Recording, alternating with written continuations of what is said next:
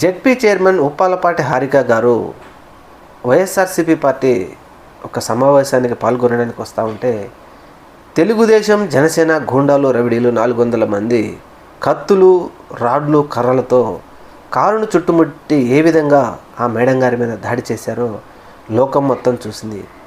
అయితే దీని మీద ఏ విధమైనటువంటి నోరు మెదపని ముఖ్యమంత్రి గారు కానీ, ఉప ముఖ్యమంత్రి గారు కానీ, లోకేష్ గారు కానీ, కనీసం పోలీసులు కూడా వీడియోలతో సహా ఆధారాలు ఉంటే కేసు నమోదు చేసే ప్రయత్నం కూడా చేయలేదు. అయితే ఇవన్నీ పక్కన పెడితే ఒక నాయకుడు, తెలుగుదేశం నాయకుడు అంటారు మహానటి అని ఆయన మాట్లాడారు. ఇంతకంటే దౌర్భాగ్యమైన పరిస్థితి ఇంకోటి ఉందా? మీ ఇంట్లో మీ చెల్లికో, మీ అక్కకో, మీ తల్లికో ఇలా జరిగితే ఆవిడ మహానటి అని అలగడరా? మరి రాజకీయాల్లోకి మహిళలు రావాలి అని కోరుకుంటున్న వారికి ఈ విధమైన సందేశమే ఇస్తున్నారా?